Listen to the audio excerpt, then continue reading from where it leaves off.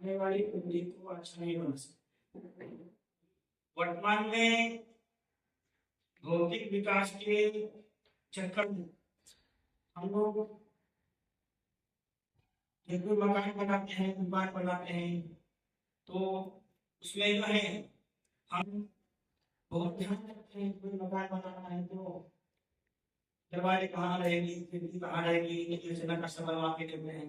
लेकिन और बेडरूम कहाँ रहेगा, किचन कहाँ रहेगा, ये सब ध्यान रखते हैं। इसलिए मकान बनाने, घर बनाने, लेकिन जब अपनी संतति को जन्म दे रहे हैं उस समय ध्यान नहीं देते आप। मेरी संतति होनी चाहिए, कब होनी चाहिए, कैसी होगी। देखो, संतान निर्माण करने के लिए बहुत सारी बातों पर ध्यान देना जरूरी होता है। संतान अच्छी हो इसके लिए जरूरी है कि भाई पिता जो है वो सुदृढ़ हो, मजबूत हो, उसने अपने ब्रह्मचर्य आश्रम में अच्छे से ब्रह्मचर्य का पालन किया होना चाहिए। ठीक है। और उसकी जो माता है, माता भी स्वस्थ रहनी चाहिए, क्योंकि तो किसान खेत में जाता है तो बीज भी अच्छा रहता है, जमीन की साफ सफाई करता है। उसके बाद में समय अच्छा होना चाहिए। कटिंग जो ज्वार की कटिंग होती है, अच्छा होता है, उसमें देखा जाता है। विधि होती है, पेड़ होती है, जैसे खेत में किसान तो एक साल हमारे आने वाली समय वर्तमान समय में माता पिता को चिंता ही नहीं है, वो संतान बना नहीं रहे, बस एक्सीडेंट में जन्म ले रहे हैं। तो मकान बनाना जरूरी है, अच्छा संतान बनाना जरूरी है। हम मकान बनाने में तो बहुत चिंता, बहुत जाते हैं, संगठन से बनवाते हैं, इससे बनवा लिया, उसकी बनवा के दिया, एक से भारी इंजीनियर है, उससे बिठा के लेके आए, है ना। इतनी चिंता करते मकान बने, लेकिन जब आप संतान को जन्म देते हैं वो ध्यान नहीं। इसमें बहुत सारी छोटी छोटी बातों का हमें ध्यान रखना हो। यदि कोई व्यक्ति गृहस्थ आश्रम में गया है तो सबसे पहला कर्तव्य क्या है, क्या है? उनको, अपने परिवार को, अपने वंश को एक अच्छी संतान देना, ये उन दोनों पति का सबसे पहला अहम कर्तव्य है। माता आपसे सबसे पहला कर्तव्य, सबसे बड़ी जिम्मेदारी क्या है? उनको मिलता है। कहा है जननी जनितो भक्तजन या दाता या शूर, नहीं तो काहे गवाए लोग। यानी उसने माता पिता से कहा में कभी नहीं, यदि माता पिता दोनों गृहस्थ आश्रम में गए हैं तो उनका पहला कर्तव्य है जननी जनितो भक्तजन, या तो अपने परिवार में किसी भक्त को पैदा करना। भक्त को पैदा करना सरल नहीं होता है। जिस माता पिता को अपने बच्चे को भक्त बनाना है ना, पहले भक्त होना चाहिए, अच्छा है ना। माता पिता टीचर गाइड सुनते सो जाएंगे तो भक्त आत्मा आएगी क्या उनके परिवार में? नहीं है। उनके परिवार में यदि पवित्र आत्मा को लाना है, पवित्र आत्मा को यदि बुलाना है तो माता पिता का आचरण अच्छा होना जरूरी होगा। ठीक है। माता पिता यदि शराब पीता है तो उनके घर में पवित्र आत्मा आएगी क्या? नहीं। इसीलिए माता पिता को पहले अपना आचरण, अपना व्यवहार, अपनी दिनचर्या, अपना खान पान अच्छा रखना बहुत जरूरी होता है।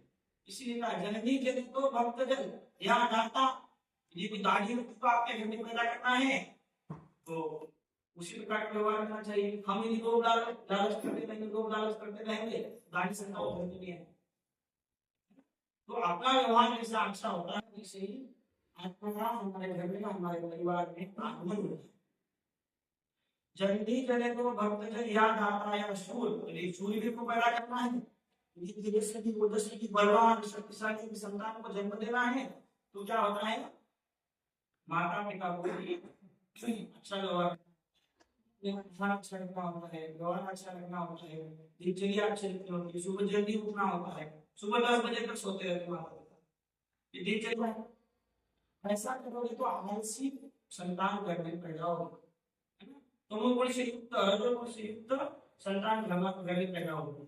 शिवाजी महाराज का जन्म हुआ, जीजाबाई बहुत शिवलिंगों की कहानियां पढ़ती थी, जहाँ पे हथियार बनाए जाते हैं ना वहां पे जाके खड़ी होती थी, जहाँ पे घोड़े दौड़ते हैं, तलवारबाजी होती है, प्रशिक्षण होता है, वहां पे जाके जीजा माता खड़ी होती थी और इसीलिए खड़ी होती थी मेरे पेट में जो बच्चा है वो शूरवीर होना चाहिए। ऐसे विचारों से युक्त होकर जीजा माता जो है वो प्रशिक्षण स्थल में जाती है, तभी जाकर बहुत अच्छी संतान का निर्माण होता है। तो अच्छी संतान का निर्माण ही हमारे देश के नियम है। इकट्ठे हम भवन बनाते हैं, बांधकाम करण्यासाठी पाया मजबूत पाहिजे का? पाया मजबूत असेल तर चांगले मजबूत होणार आहे। आपल्या देशाची उन्नती, आपल्या राष्ट्राची उन्नती, आपल्या समाजाची उन्नती, आपल्या परिवाराची उन्नती कशावर डिपेंड आहे? पायावर। तो ये जो गर्भाधान संस्कार है, ये नींव है, ये क्या है? पाया है। तो यदि बिल्डिंग अच्छी बनानी है, मजबूत बनानी है, तो आपको पाया अच्छा रखना चाहिए। तो उस पाए के संस्कार परंपरा अपने को दिए। यदि आप आदर्श जीवन जीना चाहते हो, अच्छे संतान को जन्म देना चाहते हो, तो संस्कारों से युक्त हमारी संतति होनी चाहिए। हमारे परिवार में जो भी बच्चा पैदा होगा उसके सभी संस्कार होंगे, ऐसा हमें पहले से निर्णय करना चाहिए।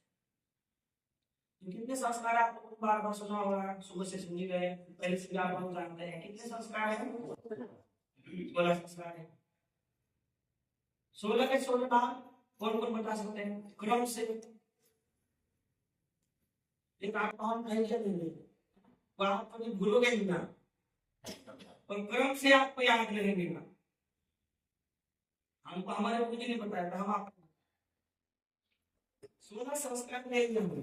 सबका पहला अक्षर लेंगे, ग उ से जा, ना ने अचु, क उ वे स, वी वा सं अ। समझ में गया? जब उस सीधा लाने आ चुका हो तो सब विवाह संभव, ये 16 संस्कार है। ये सूत्र आपके दिमाग में रहेंगे तो आपको कभी भी संस्कार ना तो ऊपर नीचे नाम होगा और ना ही छूटेगा नहीं। घर आने गर्भाधान संस्कार, उ यानी पुरुष संस्कार, सी यानी सीमन को यानी संस्कार, जा यानी जात कर्म संस्कार, ग उ से जा। मतलब काय का नामकरण, विश्वकरण, अन्नप्राशन, चुनाव। ठीक है, अगला आएगा क उ वे स, कर्ण में उपनयन विवाह समारोह। और हिंदी क्या आएगा? विवाह विवाह वानप्रस्थ संन्यास अंकुश। चार के चार विवाह सीधा ध्यानी अचूक क ये सब विवाह से। तो आपका ये गर्भाधान संस्कार है ना। तो आप यहाँ में आपको 16 संस्कार समझने हैं, है ना, क्योंकि आपको एक श्रेष्ठ ज्येष्ठ अच्छा पुरोहित बनना है। तो 16 के 16 संस्कारों की जानकारी हमको अति आवश्यक है ना। वो जानकारी आपको स्वयं के जीवन में भी काम आने वाली है, ये नहीं केवल भाषण देने में काम है। ऐसा करिए ना, जो जानकारी है मुझे तो मैं बताने में काम कर रहा हूँ, मेरे परिवार में भी काम होते हैं। मुझे 2 पुत्र हैं, 2 बेटे, मैं भी प्रेम से हूँ। तो आइए जो हम जानकारी आपको दे रहे हैं या अन्य लोग आपको जानकारी देंगे, वो आपके स्वयं के जीवन में भी काम आने वाले हैं और दूसरों को बताने में काम आने वाले। तो ये 16 संस्कार, तो इसमें पहला है अपना गर्भाधान संस्कार।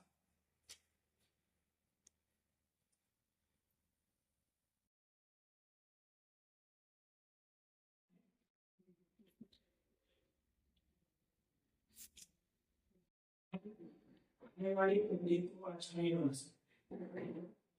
वर्तमान में भौतिक विकास के चक्कर में हम लोग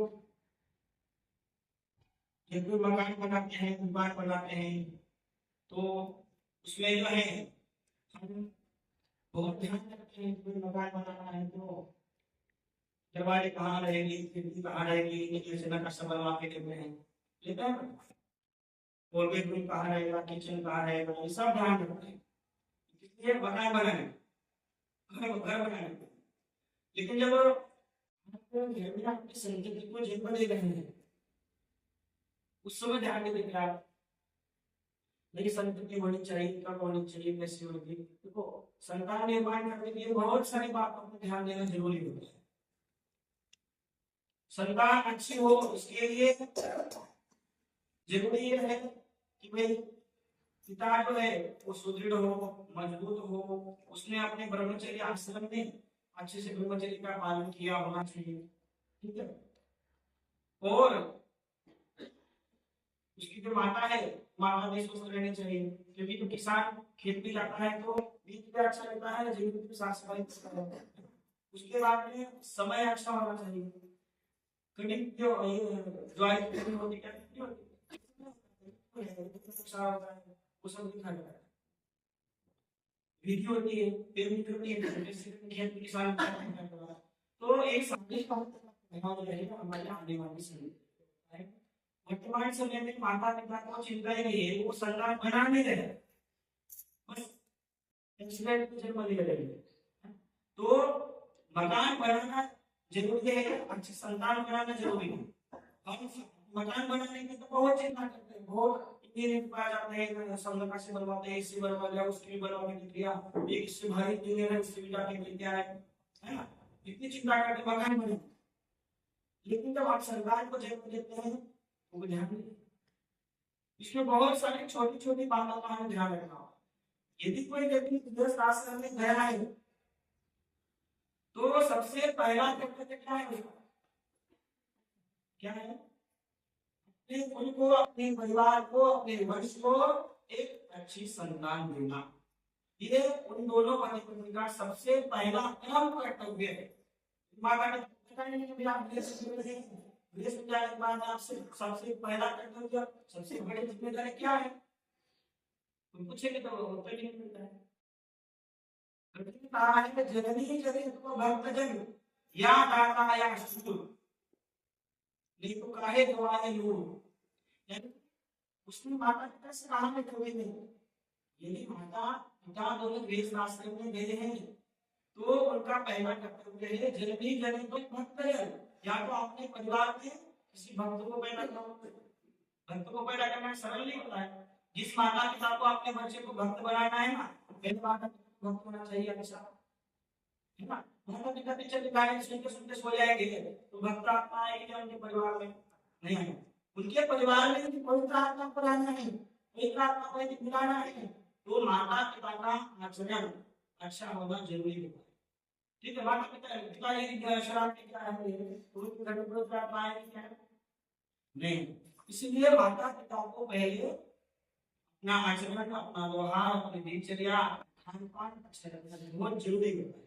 इसीलिए कहा जननी जनितो भक्तजन या दाता, यदि दाढ़ी को आपके घर में पैदा करना है तो उसी प्रकार का व्यवहार करना चाहिए। हम यदि लोग लालच करते रहेंगे दाढ़ी संख्या होती है, तो अपना व्यवहार ऐसा अच्छा होता है, इससे ही हमारे घर में, हमारे परिवार में आगमन होता है।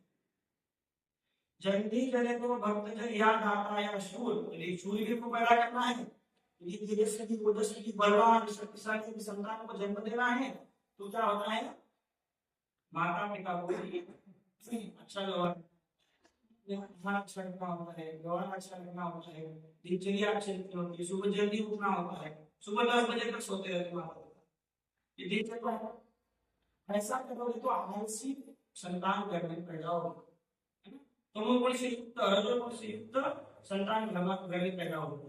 शिवाजी महाराज का जन्म हुआ, जीजाबाई बहुत सुंदरों की कहानियां पढ़ती थी, जहाँ पे हथियार बनाए जाते हैं ना वहां पे जाके खड़ी होती थी, जहाँ पे घोड़े दौड़ते हैं, तलवारबाजी होती है, प्रशिक्षण होता है, वहां पे जाके जीजा माता खड़ी होती थी, और इसीलिए खड़ी होती थी मेरे पेट में जो बच्चा है वो शूरवीर होना चाहिए। ऐसे विचारों से होगी जीजा माता जो है वो प्रशिक्षण स्थल में जाती है, तभी जाकर कोई अच्छी संतान का निर्माण होता है। तो अच्छी संतान का निर्माण ही हमारे देश के तीनों है। कभी हम भवन बनाते हैं, बांधकाम करने पाया मजबूत पहले करते हैं, पाया मजबूत असेल तर चांगले मजबूत होणार आहे। आपल्या देशाची उन्नती, आपल्या राष्ट्राची उन्नती, आपल्या समाजाची उन्नती, आपल्या परिवाराची उन्नती कशावर, पायावर। तो ये जो गर्भाधान संस्कार है, ये नींव है, ये क्या है, पाया है। तो यदि बिल्डिंग अच्छी बनानी है, मजबूत बनानी है तो आपको पाया अच्छा रखना चाहिए। तो उस पाए के संस्कार परंपरा आपको दी है। यदि आप धर्म से जीवन जीना चाहते हो, अच्छी संतान को जन्म देना चाहते हो तो संस्कारों से युक्त हमारी संतति होनी चाहिए। हमारे परिवार में जो भी बच्चा पैदा होगा उसके सभी संस्कार होंगे, ऐसा हमें पहले से नियोजन करना चाहिए। तो कितने संस्कार आपको बार बार सुना होगा, सुबह से सुन ही रहे, पहले से भी आप लोग जानते हैं कितने संस्कार है? 16 संस्कार है। 16 के 16 नाम कौन कौन बता सकते हैं क्रम से? एक आपको हम आइडिया देंगे, वो आप कभी भूलोगे ही ना, और क्रम से आपको याद रहेंगे ना। हमको हमारे कुछ नहीं बताया था, हम 16 संस्कार लेंगे हम। सबका पहला पहला अक्षर लेंगे, ग उ से जा, ना ने अ चु, क उ वे स, वी वा सं अ। समझ में आ गया? ग उ से जा, ना ने अ चु, क उ वे स, वी वा सं अ। ये 16 संस्कार। ये सूत्र आपके दिमाग में रहेंगे तो आपको कभी भी संस्कार ना तो ऊपर नीचे नाम होगा और ना ही छूटेगा। छूटेगा नहीं। घर यानी कर्मधारय संस्कार, पु यानी पुरुषवाचक संस्कार, सी यानी श्रीमंतों संस्कार, जा यानी जातकर्म संस्कार, ग उ से जा। मतलब काय का नानी अचु, नामकरण निष्क्रमण अन्नप्राशन चुदाता। ठीक है? अगला आएगा क उ वे स, कर्णवे उपनयन विवाह समारोह। और अंतिम क्या आएगा? विवाह विवाह वानप्रस्थ संन्यास अंकुश। चार चार के चार विवाह का तो सीधा नानी अचु क उ वे स विवाह से। तो आपका ये गर्भाधान संस्कार है ना।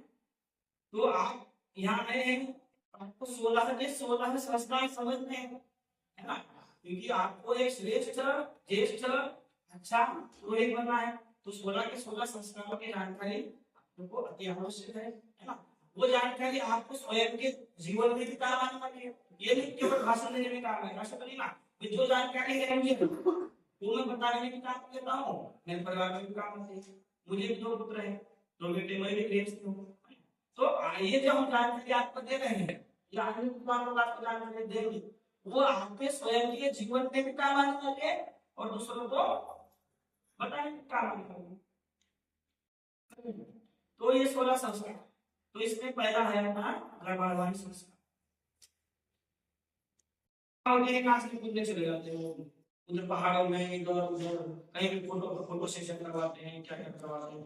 विवाह होने से पहले क्या है, शरीर शुद्धि दोनों की बड़ी जरूरी होती है, क्योंकि बीज शुद्ध होना चाहिए। यदि बीज तिनका होगा, खराब होगा तो फसल अच्छी नहीं आएगी, बराबर है। जीवन के लिए आप बीज बहुत अच्छा है, वोट दे के डाल दिया, वहां पौधा हो जाएगा। बीज बहुत अच्छी क्वालिटी का है ना, ज्वारे का, बाजरे का, बहुत बढ़िया है। दुकान में से लेके आए और लाके सड़क पर डाल दिया, छत पे डाल दिया, नीचे आएगा क्या? तो आपको यदि गृहस्थ आश्रम में जाना है, किसी को समझाना है, बताना है गृहस्थ आश्रम का महत्व, गर्भाधान का महत्व, तो उन्हें ये बताना बहुत जरूरी है कि भाई दोनों का शरीर शुद्धिकरण बहुत आवश्यक है, दोनों का स्वस्थ रहना बहुत जरूरी है। आजकल क्या होता है, कई बार संतति नहीं मिलती है तो स्त्री के ट्रीटमेंट करवाते हैं, समस्या दूसरी जगह होती है, परंतु कम होती है ना। तो यदि गर्भाधान संस्कार करवाना चाहते हैं तो संस्कार करवाने से पहले सावधानी क्या है, दोनों की शरीर शुद्धि होना बहुत जरूरी है। शरीर शुद्धि का मतलब समझना, नेचुरोपैथी, धोती है ना, रोटी पट्टी, एलिमा, इन सारी चीजों से शरीर की शुद्धि करवाना बहुत जरूरी होता है, जिससे कि स्त्री और पुरुष दोनों ही रोग रहित हो जाए।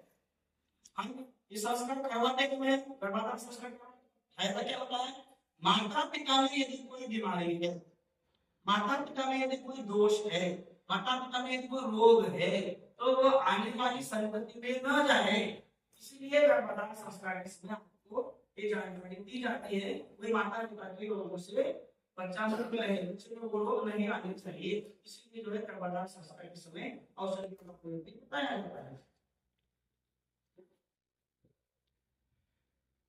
और गर्भाधान करने से पहले, संस्कार करवाने से पहले समय, देखो 4 चीजें जरूरी है। गर्भाधान संस्कार यदि कहीं करवाते हैं तो 4 चीजों के बारे में जानकारी पूरी लेनी चाहिए। अच्छा होना चाहिए, शुक्र यानी शुद्ध होना चाहिए, है ना, गर्भाशय की साफ सफाई बढ़िया से होनी चाहिए, कोई इन्फेक्शन नहीं होना चाहिए। ठीक है, तो ये 2 बातें। तीसरी बात क्या है, समय अनुकूल होना चाहिए, समय बराबर होना चाहिए, है ना। समय कृष्ण पक्ष शुक्ल पक्ष क्या है, गर्भधारण के लिए कौन सा पक्ष अच्छा होता है? गर्भधारण के लिए कौन सा पक्ष अच्छा होता है? पक्ष कितने होते हैं बताओ? दो। शुक्ल शुक्ल पक्ष, जो उजाले के दिन होते हैं उनको शुक्ल पक्ष, पूर्णिमा, है ना। जब चंद्रमा बड़ा बड़ा बड़ा बड़ा बड़ा बड़ा होता है तो उसको शुक्ल पक्ष कहते हैं। जब चंद्रमा घटता है थोड़ा थोड़ा कम कम कम कम कम हो जाएगा, अमावस्या आ जाएगी, उसको बोलते हैं कृष्ण पक्ष। तो कभी भी गर्भधारण का कोई समय है, उचित समय है, अनुकूल समय है, शास्त्रोक्त समय है, तो शुक्ल पक्ष का ही होना चाहिए। कृष्ण पक्ष में यदि गर्भधारण हो जाएगी तो बच्चा कभी भी बीमार ही रहेगा। इसका मैं आपको रीजन बताऊंगा।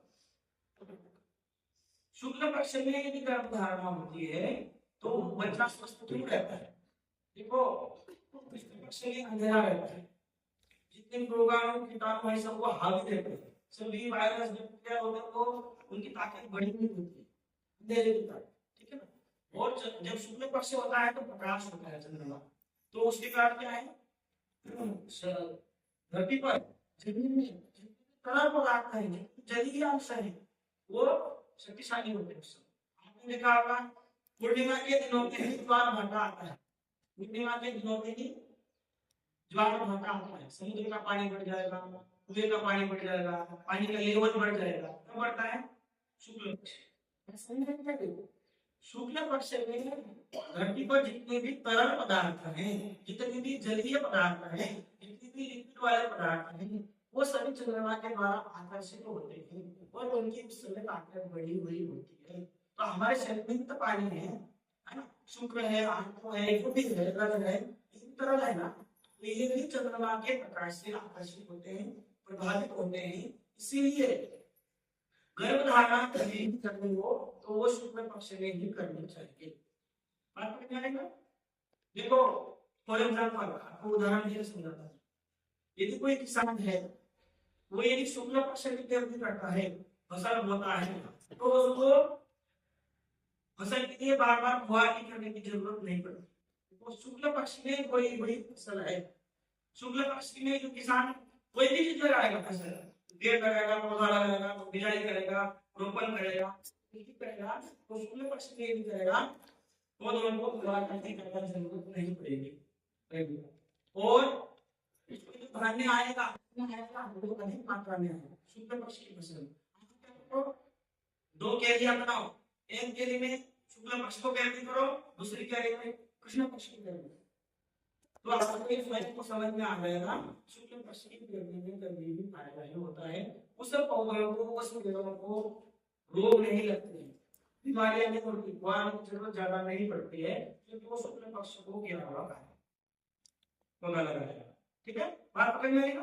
तो कृष्ण पक्ष को कभी भी फसल अच्छी नहीं आई और ये हो गया आपका समय और विधि होती है। ठीक है, तो इन 4-5 बातों पे जो है व्यक्ति को फिर गर्भधारण का विचार बना लेना चाहिए। ठीक है, प्रश्न निषेध का श्मशान मंत्रो मंत्रे इससे उदितो विधि, यानी कि सोलह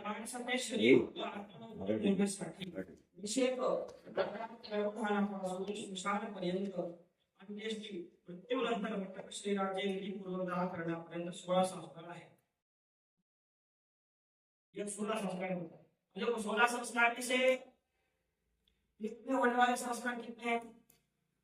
3। इन संस्कार आपके पेट में ही होते हैं।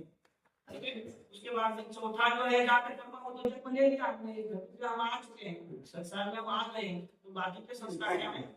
ये धरती पृथ्वी है, बाकी 3 संस्कार माता के पेट में।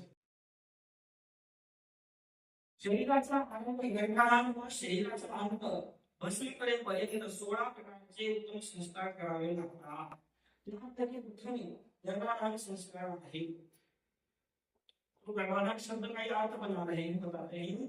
गर्भाधान किसे कहते हैं? प्रत्यक्ष आधान विविध स्थापन स्थिति कर्म यस्मिन् ये दवा कर्मणा गर्भाधान गर्भाशय धारण अर्थात वीर्याचे स्थापन गर्भाशयामध्ये होय गर्भ की स्थापना को ही गर्भाधान संस्कार कहा जाता है ना। जैसे आप देखो सुबह हवन रहे थे, हवन में हमने संविदा धारण मंत्र कहा, ये संविदा का आधान उसे संविदा धारण कहा गया। अब गर्भ का आधान करना है इसे गर्भाधान संस्कार कहते हैं। अब देखो और बात जो आपको शुक्ल पक्ष कृष्ण पक्ष में समझ में आ गया, समझ में आ गया ना। तो गर्भाधान क्या होना चाहिए अच्छी संतति के लिए शुक्ल पक्ष में, ये समझ जाएगा। दूसरी बात और समझ लो ध्यान से, दूसरी बात और समझ लो।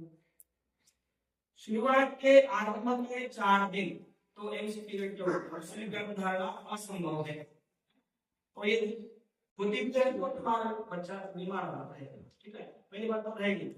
5वें दिन से अभी सम विषम का आपने सुना है, सम और विषम। सम लाने का मतलब क्या होता है? 5वां 7वां 9वां 11वां 13वां 15वां ये जो दिन है ये विषम संख्या है, और सम संख्या कौन से हो गए? 6वां 8वां 10वां 12वां 14वां 16वां 16 रात्रि होती है गर्भधारण के लिए, गर्भाधान करने के लिए तो 16 रात्रि है। इनमें से शुरुआत की 4 रात्रियां वर्ज्य होती है, इस वजह से इसके बाद में जिन्हें पुत्र की इच्छा है, जिन्हें बेटे की इच्छा है, जिनको लगता है भाई हमारे घर में पिता ही होना चाहिए, पुत्र ही होना चाहिए, उनके लिए सब रात्रियों में गर्भधारण करना चाहिए। सब रात्रि का मतलब क्या होगा? छठी रात्रि, छठी 8वीं 10वीं 12वीं 14वीं और 16वीं ये रात्रि क्या होगी? सब रात्रियां होंगी। सब रात्रि में जो गर्भधारण होती है वो बेटा होता है, वो पुत्र होता है। विषम रात्रियों में जो गर्भधारणा होती है उसमें कन्या होती है, बेटी होती है। विषम रात्रि का मतलब क्या होगा? 5वीं रात्रि 7वीं 9वीं 11वीं 13वीं 15वीं विषम रात्रि होगी। विषम रात्रियों में जो भी गर्भधारणा होगी वो कन्या होगी, कन्या रत्न होगी। समझ आ गया? देखो पहले भगवान राम भगवान कृष्ण हुए हैं, वो कौन? वो भगवान राम कितने कलाओं से युक्त थे? भगवान राम कितने कलाओं से युक्त थे? 16 कलाओं से। भगवान कृष्ण भगवान राम 16 कलाओं से और भगवान कृष्ण 16 कलाओं से युक्त। उनको कलाओं से युक्त क्यों कहा जाता है? 14वीं रात में भगवान राम की गर्भ स्थापना हुई थी। 14वीं रात में कितने? वो 14 कलाओं से युक्त थे, 14 प्रकार के सब गुणों से युक्त थे। ओजस्वी थे, बलवान थे, शक्तिशाली थे, बुद्धिमान थे। तो वो 14वीं रात में रहे भी संतान थे, वो भगवान राम। और 16वीं रात में जो गर्भ धारण हुई भगवान कृष्ण, कैसे क्यों पैदा नहीं हो रहा? भगवान राम जैसे, भगवान कृष्ण जैसे, क्योंकि शरीर का सामर्थ्य अपना शरीर का कम हो गया, क्योंकि हम यूरिया का फवारने का उसका अन्न धान्य खाने फवारने खाए, तो 16वीं रात तक जाते जाते गर्भधारणा का बात खत्म हो जाती है, गर्भधारणा होती ही नहीं। यानी कि अंत में गर्भधारणा होना लगभग बंद हो गया है। समझ में आया? जो जितना अंत में गर्भधारणा होगा उतना ही वो श्रेष्ठ होगा। देखो चौथे दिन, छठे से 8वां अच्छा, 8वें से 10वां अच्छा, 10वें से 12वां अच्छा, 12वें से 14वां अच्छा, 14वें से 16वां अच्छा। समझे? जितना गर्भधारणा देर से होती है, अंतिम दिनों में होती है, उतनी अच्छी होती है, लेकिन सामर्थ्य पूरा ही वैसा, क्योंकि खान पान नहीं लेते आपको। खान पान में क्या है? जो भी संतान पैदा हो रही है वो छठे रात की, 8वीं रात की, 10वीं रात की बेटे हो रहे हैं, और बेटियां हो रही है 5वें 7वें 9वें, बस यहाँ में जो गर्भधारणा पहले हुआ करती थी, महापुरुष पैदा होते थे, महापुरुष पैदा करने के लिए अंत में गर्भधारणा होना जरूरी होता है, और वो होना वैसे जरूरी समाप्त हो गया, क्योंकि आपके शरीर का सामर्थ्य घट गया, कम हो गया। तो ये समय भी आपको ध्यान रखना है। आप बोलेंगे इस पुस्तक में बताओ क्या है, वो भी हम बताएंगे आपको, लेकिन गर्भधारणा के लिए क्या क्या बातें जरूरी होती है, समय बहुत जरूरी होता है। शुक्ल पक्ष कृष्ण पक्ष का जरूरी होता है। जो ये पांचवी रात्रि, पांचवी, सातवीं, नौवीं, 11वीं, 13वीं रात्रि ये जरूरी होता है। इन बातों की जानकारी आपको बहुत जरूरी होती है। चलो चले जाते हैं उधर पहाड़ों में, इधर उधर कहीं भी फोटो सेशन करवाते हैं, क्या क्या करवाते हैं। विवाह होने से पहले क्या है, शरीर शुद्धि दोनों की बड़ी जरूरी होती है, क्योंकि बीज शुद्ध होना चाहिए। यदि बीज तिनका होगा, खराब होगा तो फसल अच्छी नहीं आएगी, बराबर है ना। जीवन के लिए आप बीज बहुत अच्छा है, वोट पे लेके डाल दिया, वहां पौधा हो जाएगा। बीज बहुत अच्छी क्वालिटी का है, जुड़ाने का, हमारे का बहुत बढ़िया है, आप दुकान में से लेके आए और लाके सड़क पर डाल दिया, छत पे डाल दिया, नीचे आएगा क्या?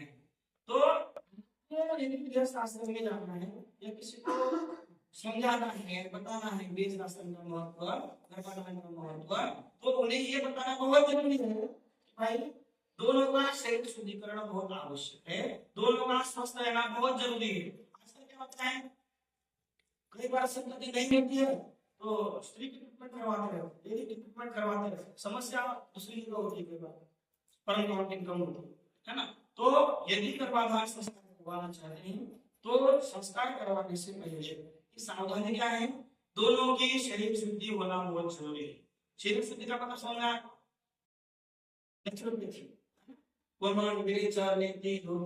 ना, मिट्टी पट्टी, एनिमा, इन सारी चीजों से शरीर की शुद्धि करवाना बहुत जरूरी होता है, जिससे कि स्त्री और पुरुष दोनों ही रोग रहित हो जाए।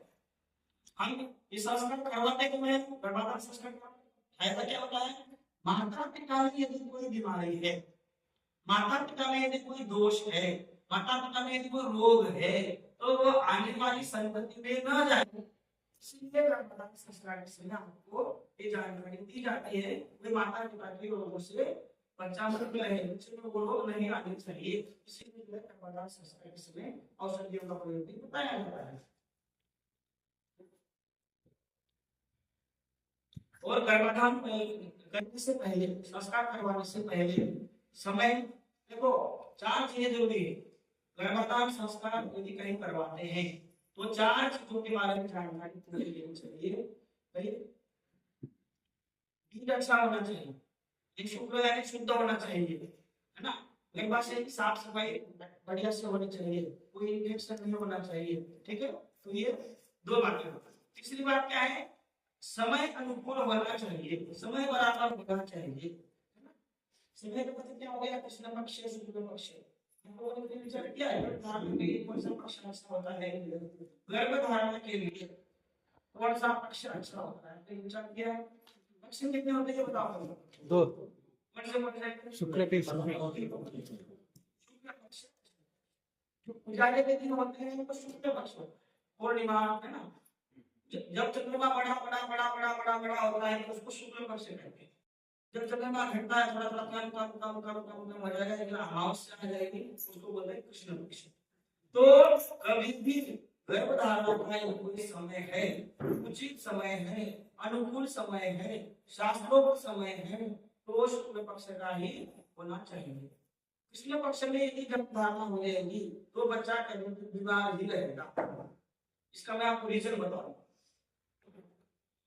शुक्ल पक्ष में यदि गर्भधारण होती है तो बच्चा स्वस्थ क्यों रहता है, देखो कृष्ण पक्ष में अंधेरा रहता है, जितने रोगाणु कीटाणु है सबको हावी रहते हैं, सभी वायरस क्या होता है तो उनकी ताकत बड़ी नहीं होती है, अंधेरे की ताकत, ठीक है ना। और जब शुक्ल पक्ष होता है तो प्रकाश होता है चंद्रमा, तो उसके कारण क्या है, धरती पर जमीन में जितने भी तरल पदार्थ है, जलीय अंश है, वो शक्तिशाली होते हैं।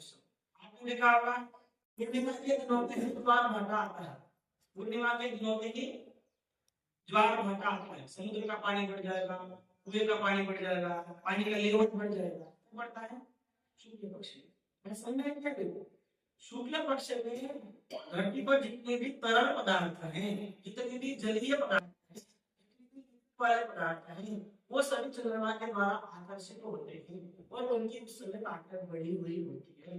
तो हमारे शरीर में तो पानी है, शुक्र है, आंखों है, जो भी है, रक्त है, इन तरल है ना, तो ये भी चंद्रमा के प्रकाश से आकर्षित होते हैं, प्रभावित होते हैं। इसीलिए धारणा कहीं भी करनी हो तो वो शुक्ल पक्ष में ही करनी चाहिए। बात समझ में आएगा? देखो फॉर एग्जाम्पल आपको उदाहरण दिए समझा, यदि कोई किसान है वो यदि शुक्ल पक्ष की खेती करता है, फसल बोता है, तो उसको फसल के लिए बार बार फुहारनी करने की जरूरत नहीं पड़ती। शुक्ल पक्ष में कोई हुई फसल है, शुक्ल पक्ष में जो किसान कोई भी चीज लगाएगा, फसल पेड़ लगाएगा, पौधा लगाएगा, बिजाई करेगा, रोपण करेगा, कुछ भी करेगा, तो शुक्ल पक्ष में यदि करेगा तो दोनों को फुहारनी करने की जरूरत नहीं पड़ेगी।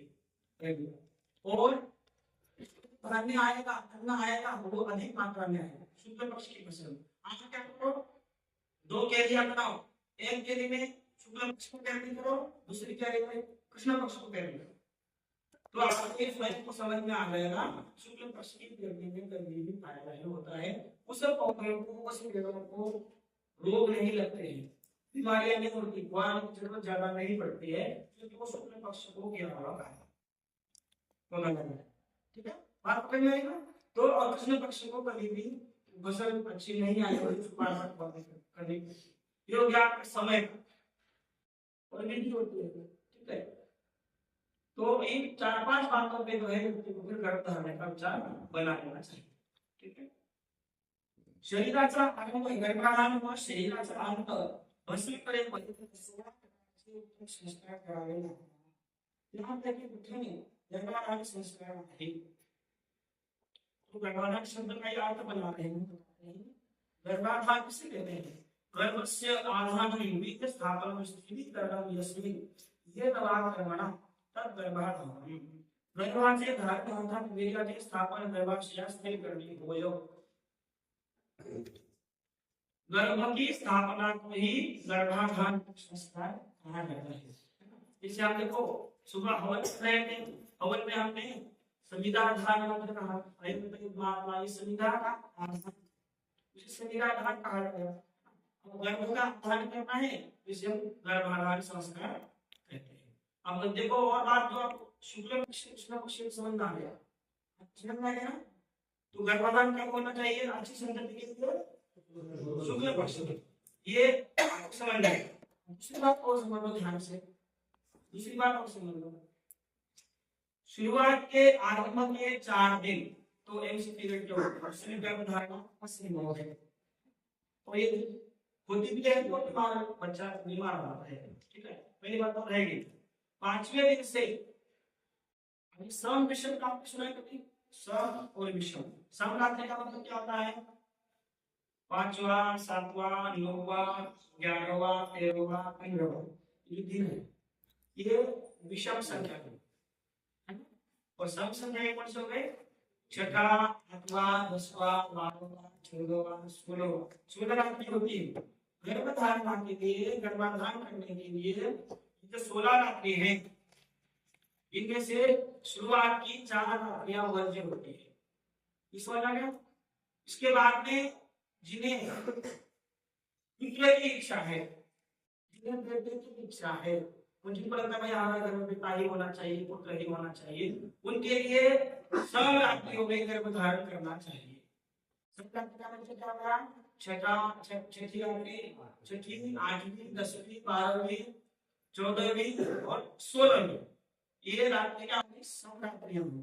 सम रात्रि में जो गर्भधारणा होती है वो बेटा होता है, वो पुत्र होता है।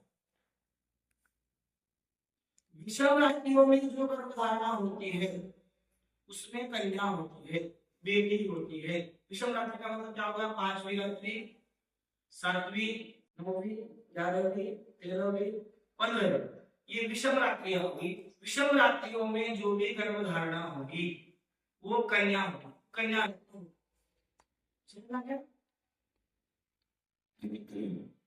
देखो, पहले भगवान राम, भगवान कृष्ण हुए हैं, वो भगवान राम कितने कलाओं से युक्त थे? भगवान राम कितने कलाओं से युक्त थे? 16 कलाओं से। भगवान कृष्ण, भगवान राम 16 कलाओं से और भगवान कृष्ण 16 कलाओं से युक्त थे। उनको कलाओं से युक्त क्यों कहा?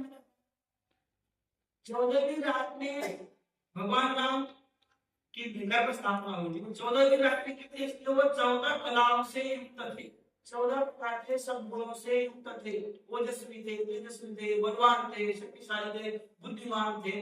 तो वो 14वीं रात में रहे संतान थे वो भगवान राम। वो 16वीं रात में जो गर्भ धारणा हुई भगवान कृष्ण। आगे पैसे क्यों पैदा नहीं हो रहे भगवान राम जैसे, भगवान कृष्ण जैसे? क्योंकि शरीर का सामर्थ्य आपका संकट कम हो गया, क्योंकि हम यूरिया का फवारने का उसका अन्न धान्य खाने फवारने है। तो 16वीं रात तक जाते जाते गर्भ धारणा वाली लगभग बात खत्म हो जाती है, गर्भ धारणा होती ही नहीं, यानी कि अंत में गर्भ धारणा होना लगभग बंद हो गया। जो जितना अंत में गर्भ धारणा होगा उतना ही वो श्रेष्ठ होगा। देखो चौथे छठे से 8वां अच्छा, 8वें से 10वां अच्छा, 10वें से 12वां अच्छा, 12वें से 14वां अच्छा, 14वें से 16वां अच्छा। असल में जितना गर्भधारणा देर से होती है, अंतिम दिनों में होती है, उतना अच्छी होती है, लेकिन सामर्थ्य बढ़ाई वैसा, क्योंकि खान पान नहीं लेते आपको, खान पान में क्या है, जो भी संतान पैदा हो रही है वो छठे रात की, 8वें रात की, 10वें रात की बेटे हो रहे हैं, और बेटियां होने के 5वें 7वें 9वें बस यहाँ तक। जो गर्भधारण की बात करते थे, महापुरुष पैदा होते थे, महापुरुष पैदा करने के लिए अंत तक गर्भधारण होना जरूरी होता है, और वो होना वैसे जरूरी है क्योंकि अपने शरीर का सामर्थ्य घट गया, कम हो गया, तो ये समय भी आपको ध्यान रखना है। आप बोलेंगे इस पुस्तक में बताओगे, तो बताएंगे आपको, लेकिन गर्भधारणा के लिए क्या बात जरूरी होती है, समय बहुत जरूरी होता है, शुक्ल पक्ष कृष्ण पक्ष का जरूरी होता है, क्योंकि 5वीं रात्रि, 5वीं 7वीं 9वीं 11वीं 13वीं रात्रि ये भी जरूरी होता है, इन बातों की जानकारी आपको बहुत जरूरी होती है।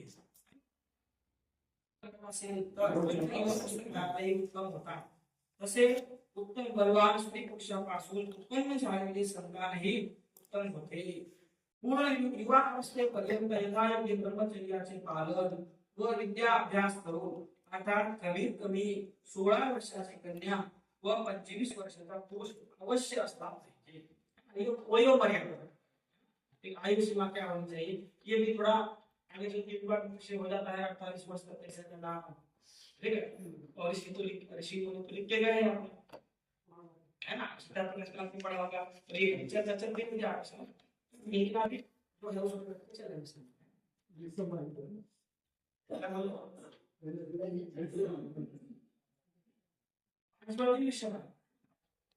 संख्या तो गणित में पढ़ाई होगा ना, संख्या विषम संख्या यापेक्षा अधिक उत्तम होय, कारण 16 वर्षापूर्वी गर्भाशयात बालकाचे शरीर यथायोग्य वाढण्यासाठी व गर्भधारणा पोषण करण्याचे सामर्थ्य नसते व 25 वर्षाशिवाय पुरुषाचे विधही उत्तम नसते, यासाठी प्रमाण। अच्छा, इसमें आयु बता देंगे वो कितने वर्ष तक हमारा जो शक्ति सामर्थ्य बल है ये संतान उत्पन्न करने के लिए आवश्यक होता है ना। 25 वर्ष बताइए, 25 से पहले की धारणा होती है तो वो कमजोर रहेंगे, बीमार रहेंगे इस तरह से। तो देखो, और आजकल हम वो देखते हैं समाज में आप रहते हैं बराबर, तो लेकिन से ज्यादा जानकारी आपको है, भाई उसको 5 साल हो गए शादी हो गई, संतान नहीं हुई, उसको 10 साल हो गए संतान नहीं हुई, मेरे से ज्यादा उदाहरण आपको पता होने के लिए बराबर है। तो ऐसे आप बोलेंगे कि 25 वर्ष का तो ये है, उसमें क्या होता है, ठीक है, खान पान भी ठीक है, कई बार हमारा रहनीमान, हमारा जो कपड़े पहनने का तौर तरीका है वो गलत होता है। दूसरी बात बताओ, इस विषय से जुड़ी हुई है, इस विषय से संबंध है। काउंटिंग देखो, ठीक है, मर्यादा ठीक है, ठीक है, दिखने में भी अच्छा बच्चा है, लेकिन काउंटिंग कई बार कमी हो जाती है, क्योंकि जो हम जीन्स पहनते हैं, जीन्स पहनने का आप लोगों को कितना जीन्स नहीं पहनते, जीन्स अपनी वेशभूषा नहीं है, जीन्स पहनने से स्वाभाविक रूप से स्पर्म काउंटिंग कम हो जाएगी। फिर आपको तो नहीं लगेगा भाई अपने कपड़े पहना काउंटिंग कम हो जाती हो, लेकिन होता है। देखो परमात्मा ने जो हमारा शरीर बनाया, जो मनुष्य का शरीर बनाया, तो उस परम रहने की जगह जो अंकुश होते हैं उसको शरीर में से बाहर रखा गया। क्यों? क्योंकि इस परम को ज्यादा गर्मी सहन नहीं हो सकती। शरीर में आपने बहुत टेम्परेचर होता है, बहुत गर्मी होती है, परम को नहीं हो सकता सहन, इसीलिए अंडकोश क्या है बाहर रखा गया। चाहे आप गधे के देख लो, कुत्ते के देख लो, बैल के देख लो, जितने भी पुरुष जातिवाचक हैं, जितने भी मेल हैं, सबके अंडकोश बाहर क्यों है? क्योंकि इस परम को गर्मी सहन नहीं होती है, इसलिए बाहर रखा गया। ना कोई हड्डी है, ना मांस है, ना कुछ और ये है, पतली सी स्किन में उनको सेफ रख दिया। तो इस बात से हमें क्या समझना चाहिए कि इस परम को गर्मी सहन नहीं होती है। आप जींस पहनोगे तो अनावश्यक गर्मी बचेगी पड़ेगी, समझ में आ रहा है? बच्चे लोग ऐसी जींस पहनते हैं, उनको पहनने में लेट के घिस घिस के पहनते हैं, पता नहीं कैसे पहन, उतारने में 10 मिनट, पहनने में 10 मिनट लगा। तो ये हमारी वेशभूषा नहीं है, हमारा ये पहनावा नहीं है। इस पहनावे से हमारा नुकसान होता है, इसीलिए आपने को ध्यान रखना चाहिए। ठीक है, हमारे पास में यहाँ जो किसी से चलता है, तो यहाँ बहुत सारे कैसे मैसेज आते हैं कि बच्चे हो रहे हैं, गर्भधारणा हो रही है, सब विषय भी देखते हैं हम, कृष्ण पक्ष शुक्ल पक्ष का ध्यान रखते हैं, लेकिन फिर भी काम कम है। तो ऐसे में ध्यान रखना होता है, स्पर्श को अतिता सहन नहीं होती। पहली बात, जींस का पहनो, देखो हमारे बाप दादे धोती पहनते थे, हमारे बाप दादे धोती पहनते थे, धीरे धीरे कपड़े पहनते थे, बराबर है कि नहीं? अब जींस पहनते हैं, ना बाहर की हवा अंदर जाती है, ना अंदर की हवा बाहर आती है, पसीना कोई सूख नहीं पाता, ऐसा कपड़ा होना चाहिए पसीना सूख। तो धीरे धीरे कपड़े पहनने चाहिए। पहले पुराने लोग क्या करते थे, मोटा खाते थे, मोटा पहनते थे, मोटा कपड़ा पहनते थे और मोटा मोटा आटा खाते थे, बस समझ में? तो वो अच्छा जीवन था, जिससे हमें जुड़े रहना चाहिए, तो जो है हमारा जीवन अच्छा हो सकता है। पहली बात ये होती है। और व्यवस्था बनने के लिए ठीक है, इधर धोती पहनना मानो, जींस नहीं पहनना, लेकिन यदि स्त्री में भी यदि अनावश्यक गर्मी हो, इन्फेक्शन हो, तो भी गर्भधारणा नहीं हो सकती। तो इनको क्या होता है, फिर एलोवेरा खिलाना पड़ता है। एलोवेरा आप जानते हैं, कोलगेट वो खिलाना होता है, फिर वो से मुक्ता हो गया, सुखालिश होता है, ये बहुत सारी चीजें होती हैं जिससे गर्भधारणा ठीक से हो जाती है। इन बातों को ध्यान रखना चाहिए। ठीक है, चलो बस। उसके बाद में सामान्य प्रकरण लेना होता है, ये जो शुरू करना होता है, दीपक जलाना होता है। दीपक जलाने के बाद में सीधे आगरावाद जो होते मंत्र में स्वाहा सोमाय स्वाहा यहाँ तक ये होता है पूरे प्रजापति स्वाहा इंद्राय स्वाहा, यहाँ तक आता है पूर्ण प्रजापति स्वाहा प्रजापति नमः ओम इंद्राय स्वाहा इदं इंद्राय इदं ब्रह्म, यहाँ तक पूर्ण है। उसके बाद में अब ये गर्भाधान संस्कार के मंत्र आपको शुरू करने होते हैं। इसमें सूर्य को नहीं देना, ठीक है, वो कहा देना है इंद्राय स्वाहा इदं इंद्राय इदं नमः।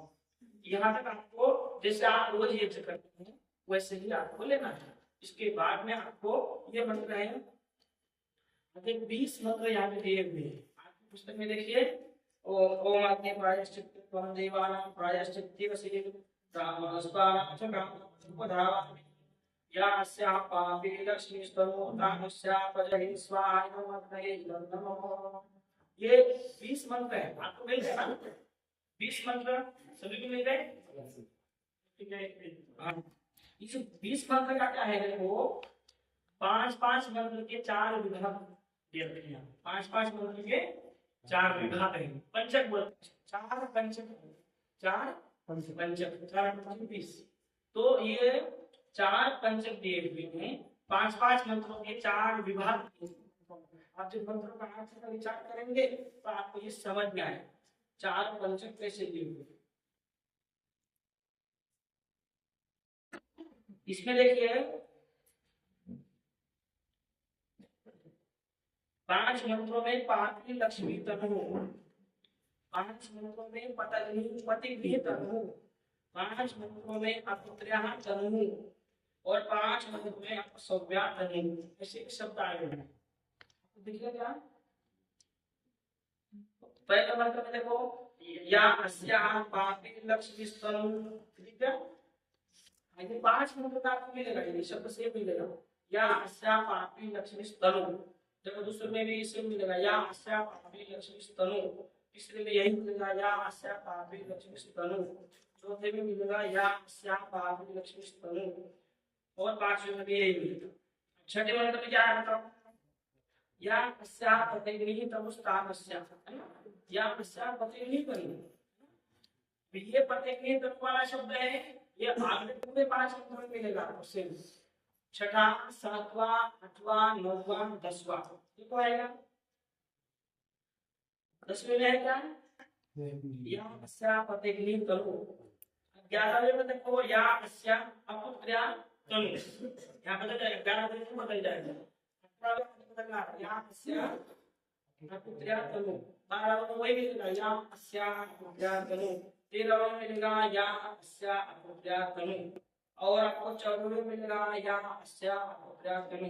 15वें में वही मिलेगा या अस्या अपुत्र्या तनु। 15वें में है क्या? 16वें में क्या है बताओ? या अस्या अपसौव्या तनु। 17वें में वही या अस्या अपसौव्या तनु। 18वें में या अस्या अपसौव्या तनु। 19वें में या अस्या अपसौव्या तनु, और 20वें में या अस्या अपसौव्या तनु। ये बात पकड़ में आ गई क्या? ये 4 पंचम है, 5 5 5 5। तो इन 5 पंचों में स्त्री में तो दोष आ सकते हैं। गर्भाधान संस्कार में 4 बाधाएं आ सकती हैं। गर्भाधान संस्कार में गर्भ स्थापना होने में 4 बाधाएं आ सकती है। वो 4 बाधाएं यहाँ पे इन्होंने पंचक के हिसाब से दिखाई दी। तो पहली बाधा क्या आ सकती है? पापी लक्ष्मी, या फिर इसमें परमात्मा से हमने प्रार्थना की है ना, या हम तो पति बोलता है, क्या है? पति बोलता हुआ बोलता है या है ना, पापी लक्ष्मी तनु, यानी कि ये जो स्त्री अभी घर में मेरे आने वाली है या है, इसके साथ में जो पापी लक्ष्मी आएगी उससे हमें छुटकारा दिलाएगा। पापी लक्ष्मी का लोभ लालच से, स्वार्थ से, इनको पैसा ये साथ में लेके आई है, उससे हमें छुड़ा देगा, है ना। ये इसमें बताया हुआ है पापी लक्ष्मी तनु, या पापी लक्ष्मी तनु काम अपजय, उससे मुझे छुड़ा।